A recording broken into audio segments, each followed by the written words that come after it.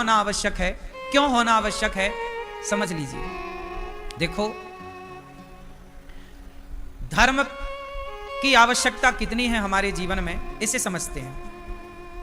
यदि पुत्र अपने धर्म का पालन करता है, अब देखिए, आप लोग भागवत सुनने आए तो एक ऐसा बेटा जिसने आपको भागवत से जोड़ दिया, पूरे परिवार को, गुजरात से, अहमदाबाद से आप दूर दूर से आ गए ना, तो बेटा धर्म से जुड़ा है, धर्मात्मा है तुषार, तब तो आप सब जुड़ गए। बेटा धर्मात्मा ना होता, धर्म से ना जुड़ा होता, यदि बेटा रास्ता भटक जाए, शराब पीने लग जाए, गलत रास्ते पर चला जाए, तो बेटे का तो नुकसान होगा। पूर्वज भी रोते हैं, जब आप रास्ता भटकते हो, गलत रास्ते पर जाते हो, तो आपके पूर्वज रोते हैं कि ये मेरी संतान कहां चली गई, किस रास्ते पर चली गई। और जब आप सही रास्ते पर चलते हैं तो आपके एक कदम बढ़ाने से, तुषार भैया के एक कदम बढ़ाने से, मैया पुष्पा मैया के एक कदम बढ़ाने से इतने सारे लोगों को वृंदावन धाम में कथा सुनने का मौका मिल गया। वरना ये लोग थोड़ी आते,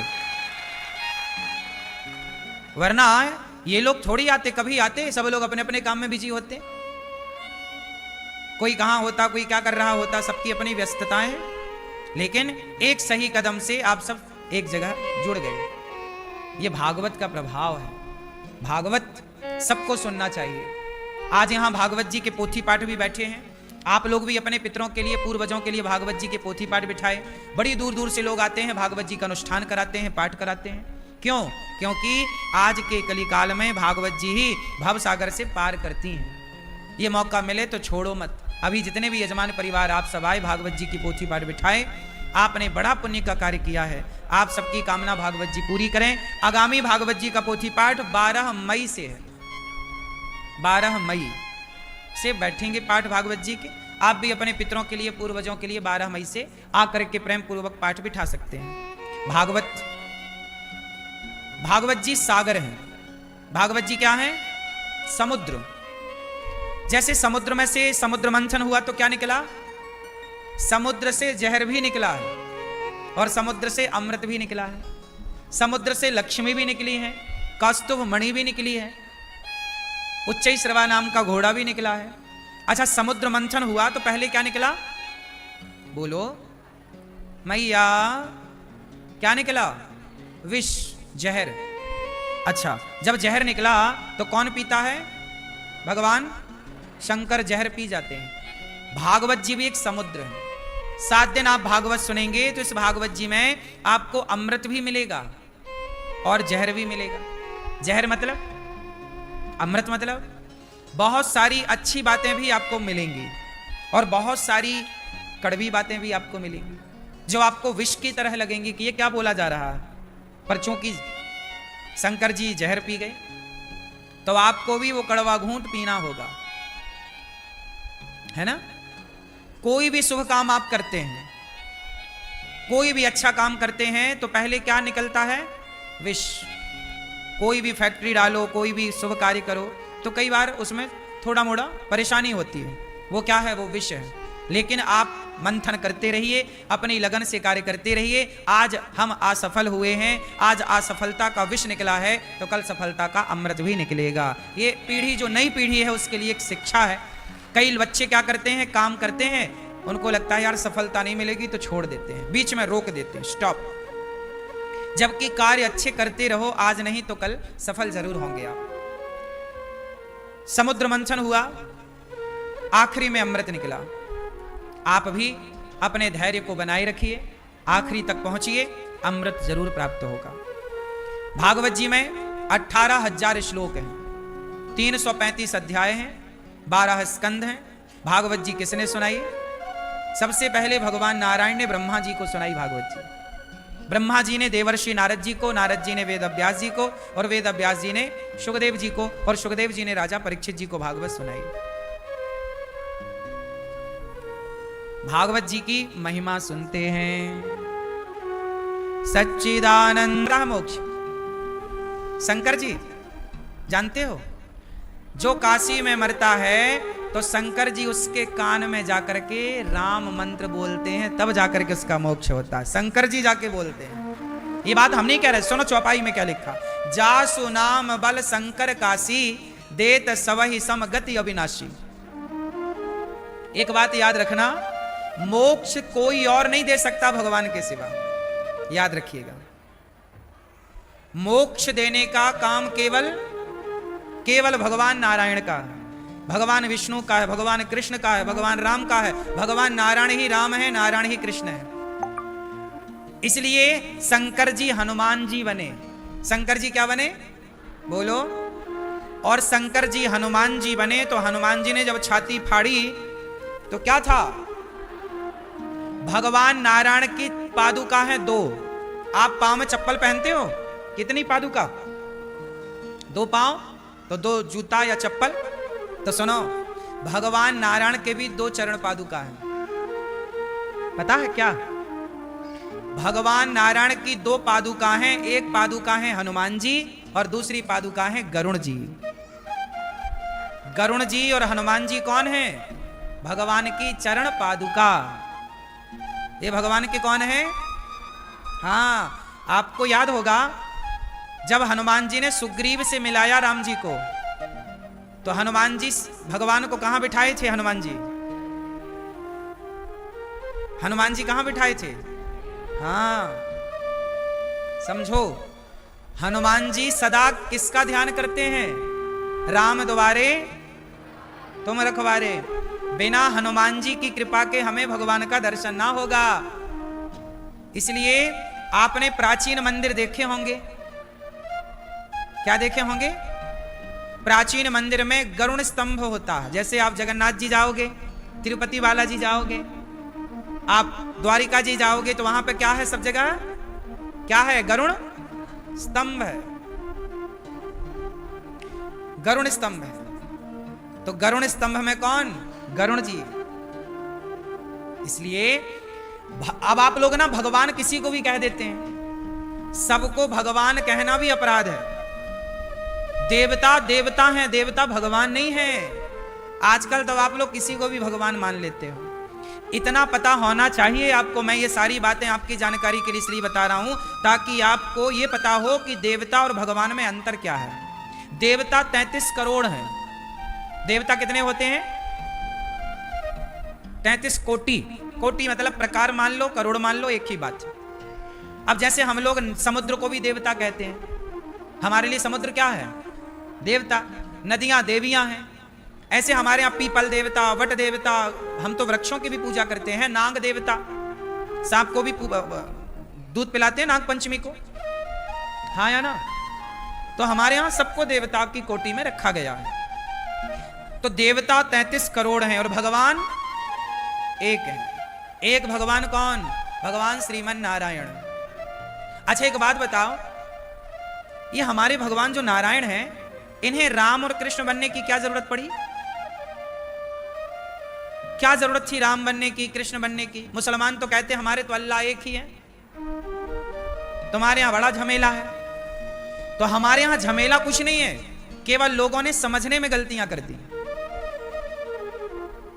हमारे यहां भी एको ब्रह्म द्वितीयो नास्ति। हमारे ईश्वर एक है। अच्छा, जब भगवान एक है तो राम जी का मंदिर अलग, कृष्ण जी का मंदिर अलग क्यों है भैया? एक है तो एक ही मंदिर होना चाहिए पूरे भारत में।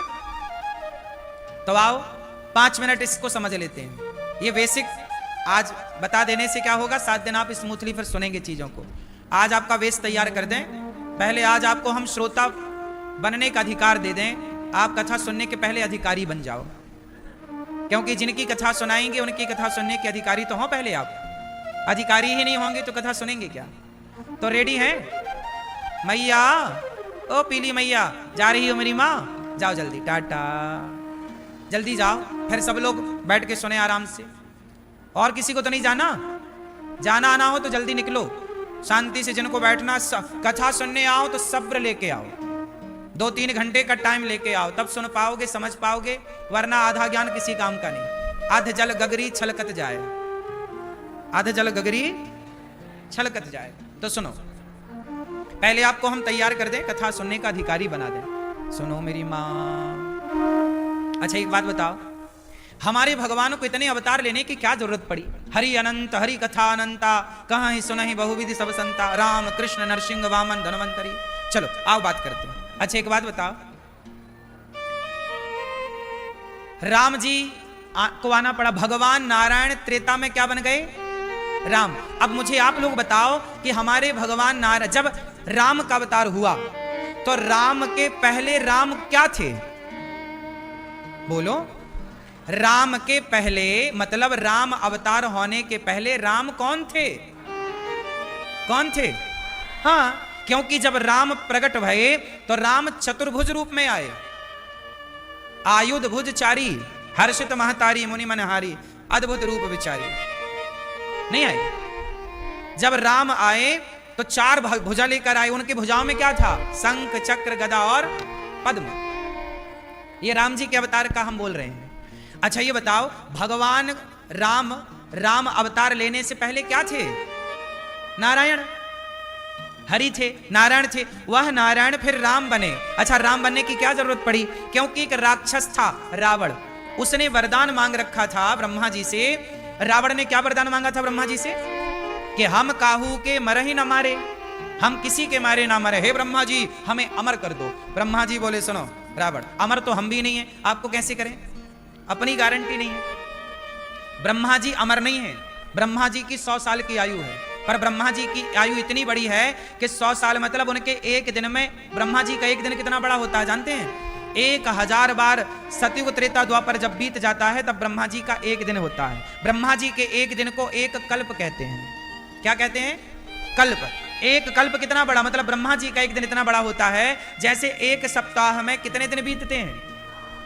एक सप्ताह में कितने दिन? एक महीने में कितने दिन? 30 दिन बीत गए मतलब एक महीना हो गया। 7 दिन बीत गए मतलब एक सप्ताह हो गया। उसी तरह जब 1000 बार सतयुग त्रेता द्वापर कलयुग, सतयुग त्रेता द्वापर कलयुग, सतयुग त्रेता द्वापर, जब ये चारों युग 1000 बार चक्कर लगा लेते हैं तब ब्रह्मा जी का एक दिन होता है। और एक कलयुग की आयु 4,32,000 वर्ष है। कलयुग हमारा कितना बड़ा है? 4,32,000 वर्षों का, जिसमें अभी 5,500 साल बीते हैं। 8,64,000 वर्षों का द्वापर है, फिर 12,96,000 वर्षों का त्रेता है और 17,28,000 वर्षों का सतयुग है। ऐसे करके चारों युग की आयु है। ठीक है? ऐसे जब 1000 बार कलयुग त्रेता, सतयुग त्रेता द्वापर कलयुग बीता तब ब्रह्मा जी का, ऐसे ब्रह्मा जी की 100 साल की आयु है। अभी ब्रह्मा जी 50 साल के हो गए लगभग। अभी ये श्वेत 12 कल्प चल रहा है, उस 12 कल्प का ये 28वां कलयुग चल रहा है वर्तमान में जिसमें हम बैठे। चलो, ये आपकी खोपड़ी में जल्दी समझ में नहीं आएगा, जब आपकी समझ में आ जाए हम वो बातें बता दें। सुनो, तो रावण ने ब्रह्मा जी से वरदान मांगा कि हम काहू के मरे ही ना मारे, हम किसी के मारे ना मरे, हम अमर हो जाएं। ब्रह्मा जी बोले अमर तो नहीं हो सकते आप। तो ठीक है, बानर मनुज जाति दो ही बारे, या तो हम बंदर से मरे या तो हम मनुष्य से मरे। तो रावण ने क्या वरदान मांगा कि मैं किससे मरूं? बोलो मेरी मां। रावण ने वरदान मांगा कि मैं किससे मरूं?